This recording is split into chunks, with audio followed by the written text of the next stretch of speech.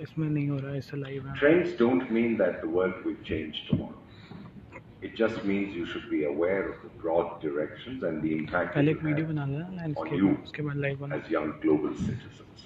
जैसे क्या बना लो 10-15 You second. don't need to be a weatherman to know which way the wind is blowing. That's what a side cover now. Thank you very much.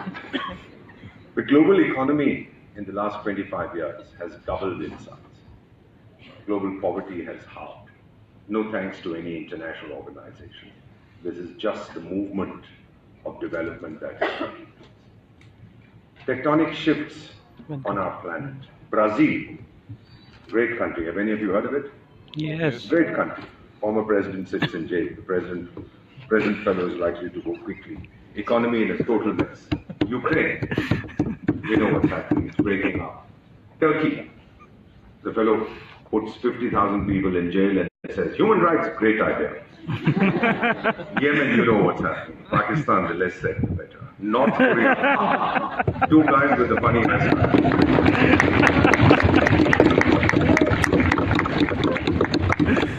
So in the next 20 years, what's going to happen? Here are the mega trends that we are looking at, and we'll go over them one by one. I'm going through this very quickly. Ladies and gentlemen, the Bohemian Club is something that you have to be invited to. We meet in Sacramento, California every year. You have to be invited. And world leaders, world opinion makers, I'm not included, but we sit around a table and we chat. If you have a suit, you don't wear it. You come in jeans, t-shirt, or shorts, t-shirt. Sometimes, if you're drunk, you come without the shorts. Somebody says, listen, go wear something decent. And this was my presentation last year. The world has turned on its head. Europe refuses to acknowledge this. Western arrogance will persist. And you were seeing this 3 days ago in Syria, when they bombed the hell out of that country without any authorization by anybody. We are the masters of the universe. So we believe, so we like to fantasize. What's happening to the global economy? USA is still the largest, 20% of the world GDP, but after 270 years, three of the world's 4 largest economies are in Asia. China, India. This last happened in 1750. I haven't invented these figures. This is my former teacher at Cambridge, a man called Angus Madison, who has done a survey. And from 1750, when India and China accounted for 55% of global GDP, to 1947, when India, which contributed 30% of global GDP in 1750, came down to 3%. Draw your own conclusions. But now, after 270 years, financial clout is shifting from the west to the east. So when Barack Obama talks of a pivot to Asia and comes twice to India during his tenure for the first time in history, he probably has a girlfriend tucked away somewhere, I'm not aware of it. But he comes because he sees the financial clout shifting to Asia. The Pope in November 2014 talked of Europe as an elderly and haggard continent. The collapse has started. My teacher at the Sorbonne, Alfred Sauvy, said it will be a continent of old people living in old homes discussing old ideas. No innovation has come out of Europe in the last 30 years. Nothing. Zilch. What has come is the United States, China, and India. Nothing from Europe. So as wealth patterns shift, as more money flows to some countries, what about military power? Take a look. Numbers, weaponry, technology, training. The world's most powerful military today, no question, United States. Number 2, Russia, no question. Number 3, China, the largest military.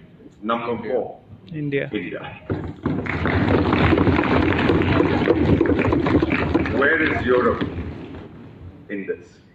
Someone asked me, can I read a book on the European economy? I said, look in the fiction section, you might find something there.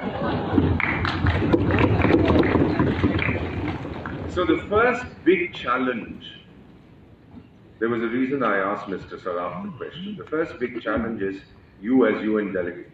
How do you manage this transition? For 250 years, 60 years, 70 years, 15% of the world's population determined the destiny of the other 85% living in the colonies. Do we want that to continue? No. But no one gives up his privileges easily. Mr. Saraf doesn't want a Russian-made Lada. He prefers his Mercedes. No one will give up his position easily. So the challenge will be, how do you make this transition to a more balanced world order? When the UN was created, by the way, in South Sudan, UN stands for unnecessary. Great organization. But when we created it, 10 members of the Security Council, 53 members. Today we are 193 members. And the same 5 permanent members who have no right to be there.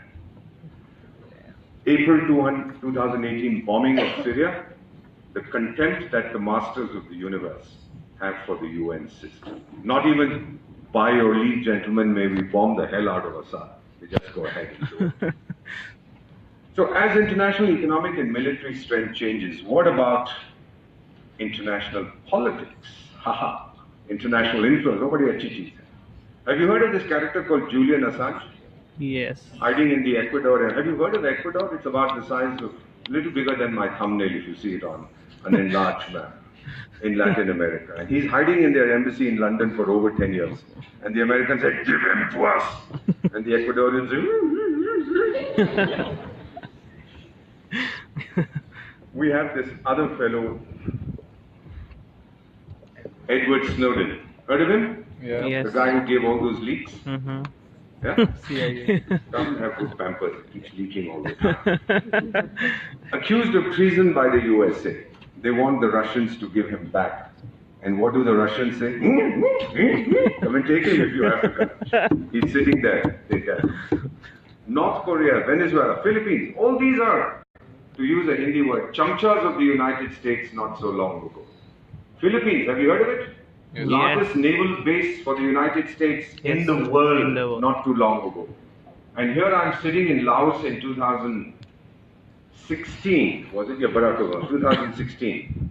Philippines President Duterte is asked, would you like to meet Barack Obama? Ladies and gentlemen, and my daughter's sitting here, forgive me. Duterte, the President of the Philippines, says about Barack Obama, I do not wish to meet that son of a whore. Philippines saying this about the US President? I do not, and I asked his media advisor, did I hear correctly? Because he was speaking Tagalog, one of the 12 languages I speak. And yes, he actually said, I do not wish to meet that son of a whore. So where is that much wanted political influence? If all these countries are capable of defying you today, where is the political influence going? Middle East, we know what's happening. Africa, it's very unpopular. Till a few years ago, this would have not happened. A visit to Washington, D.C. was considered mandatory. Now when the Prime Minister, I'm privileged to serve in Lesotho, went to Washington for the Africa Summit, I asked him, sir, why are you going? Do you expect anything from them? He said, no, we'll get advice, but I've never been inside the White House. That's why I'm going. Great reason to go to Washington, D.C. So the second major challenge, how do you deal with this new global great game that is being played? One, how do you manage the transition from the West to the East? Second, those used to determining the fate of the world. Suddenly there are other people who are saying, sorry buddy, I'm going to determine my own future. What are we seeing in the Islamic world? And to all my friends from the Muslim faith, I apologize, but this is the perception. Rise of what we call Islamic terrorism, Boko Haram, Al-Shabaab, whatever. Some nations promoting terrorism as state policy, and take a look at this. 2017 study last year, 80% of violent conflicts in the world have an Islamic connection. The perception, rightly or wrongly, we're not going to comment. No judgments. Pass no opinion. But this is the perception that whenever there is a problem anywhere in the world, oh, must be a Muslim. Sad. I travel frequently to many parts of the world, and in South Sudan, may I report to you, sir? You're a senior journalist. Now, why South Sudan? This is in Paris. Let me tell you, Paris, when they had the bombing, 2015, November? Yes. So, since I was there on an official visit, the security guys came and said, Ambassador, get out quickly because Paris is under lockdown. So, instead of 3 days there, we had just one night taken to the airport. And as I was leaving, there's a special line for ambassadors. This French officer, 30-something, was patting me down, physical search. I was boarding the aircraft. And he asked me, where are you from? I said, from India. In French, he says to me, are you a Muslim? I said, no. And then he says, why am I searching you? Go. This was the perception in November of 2015. I don't think this young man represents all of France, but here is one police officer in whose perception every Muslim is a potential troublemaker. Rightly or wrongly, that is the perception we are talking about. So the third major challenge, how do you bring back a world that is free of terrorism? What we are seeing is the last 40 or 50 or 60 years. How do you bring back that world when I could walk into the airport? So could my family. Practically walk me to the aircraft and come back. And nobody ever bothered about body searches and what. Now we've got those big machines that take a look at every part of your body, what is outside as well as what is inside. Terrible fellows. So that's what they are doing. Climate change. This is the next mega trend that we are seeing. Population rises relentlessly, and some countries will disappear. Chinese promised me they won't attack in the next 10 minutes, so you can leave your social media and focus on what I'm saying. So did the Pakistanis. We told them we won't attack for 10 minutes. Bangladesh. Answer this question yourself, those of you who are Indians. What we estimate at the present rate of global warming, in 30 years that country will be submerged. Yes. 300 million Muslims, where will they go? India. The reality, who wants that? Who wants the Rohingyas? Give me the answers. Who wants those 300 million Muslims without a country? And the only country that surrounds them on all sides is a country called India. Where will they go? You make a decision. I won't be alive, thank goodness. So the next major challenge is to prevent climate change. The mutation that is taking place on our planet, how do I prevent that and save our resources for everybody's benefit? Will the UN play an effective role? As the Americans say, the jury is still out on that one. A survey done in 2017, Gallup poll, 60% of the people said they are doing a terrible job. With due apologies to this outstanding UN colleague over here. This is a Gallup poll, rightly or wrongly. Opinion poll conducted in the US.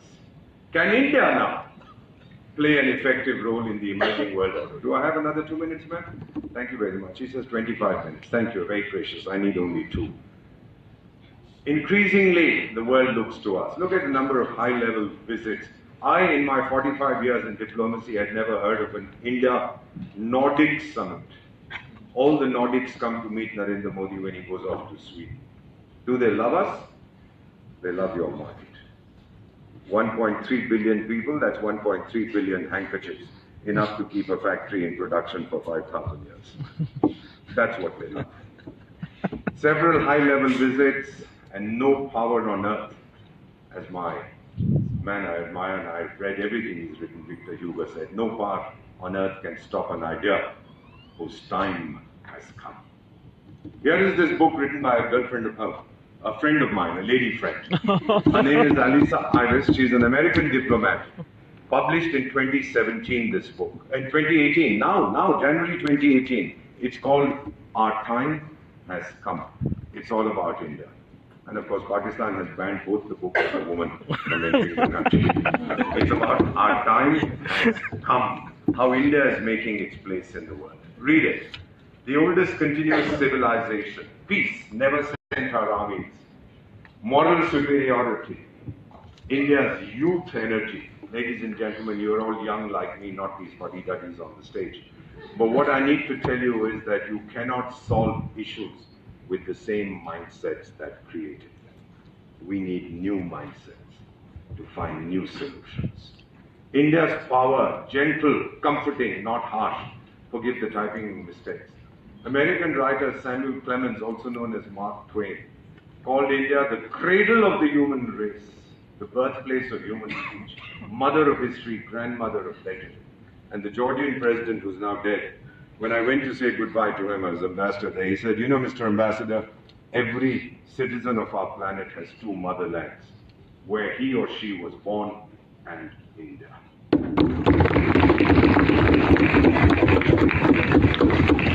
I smiled at him and I said, Mr. President, you owe me money. He said, what for? I said, I need to buy a new pair of trousers. He said, why? I said, I'm 6'2" after what you've said. I'm 6'8", so I need new trousers. 2015, have you heard of the International Day of Yoga? Yes, yes. 177 countries co-sponsored it, the highest in the history of the United Nations. There was no need to take a vote. 177 countries, some idiots didn't, but they didn't understand what yoga is. 2015, we evacuate nationals of 40 countries from Yemen. I traveled to Paris in November of that year, as I mentioned. In Paris, as I'm getting out of the airport, the immigration guy looks at me, sees my passport, says, Ambassador of India. I said, yes. He said, you brought our nationals out of Yemen. I said, yes. And he says, thank you. Last year, do you remember when we challenged the British fellow for election to the International Court of Justice? Yes. 193 members of the UN, members of the Security Council, 15 of the General Assembly, 15 of the Security Council, 5 with vetoes. 192 of the 193, including Pakistan, said we want the India. And the Brits were told, get your man out because you will be clobbered in this contest. And so the next morning they announced that they were withdrawing their candidate. He wasn't well. He was drinking heavily the previous night, so he wasn't well in the morning. You know, we're not gods, but we are Indians. That's the next best thing. And now for those of you who understand Hindi, our national anthem, beta wo bharat ka bhagya vidhata hai, hum uske sipahi hain. I'm not Indian because I live in India. I'm Indian because India lives in me.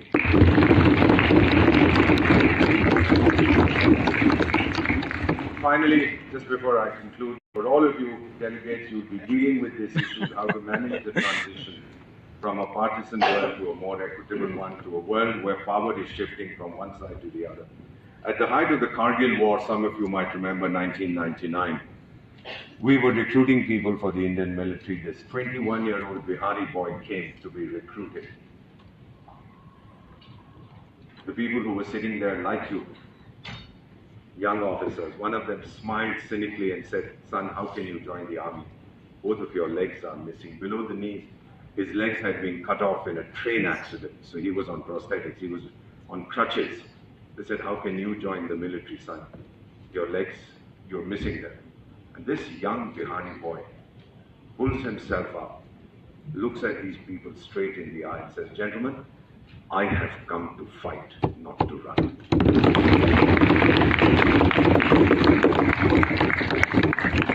This is the spirit of India. This is the strength of India, ladies and gentlemen. That is why you, young Indians, and all our international friends can show the way.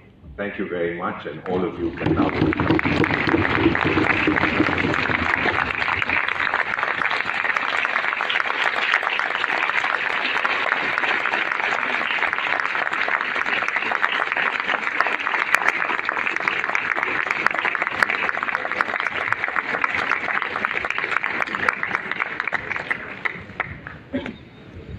If you get a chance to visit Kargil, one of the areas where I'm privileged to be special advisor, I would recommend you go to some place, a little hill called Apati.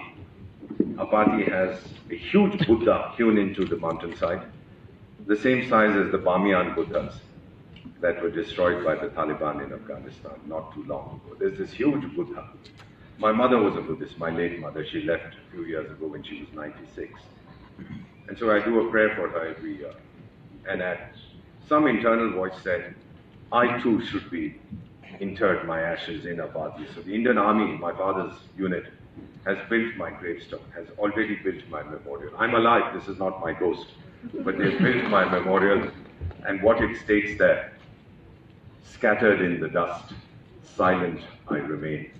When India's bugle calls, I will rise again. Thank you very much.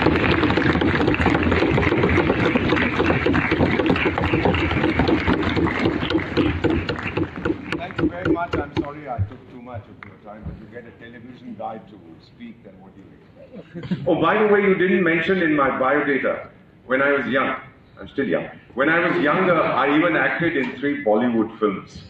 Did you know this? In 1972, and all 3 were super flops. So I came back to diplomacy. Not very successful there either, but thank you very much indeed.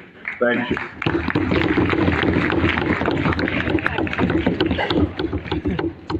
Thank you so much, sir, for those enlightening words. I am now very proud to present the after movie of RGME1 Special Edition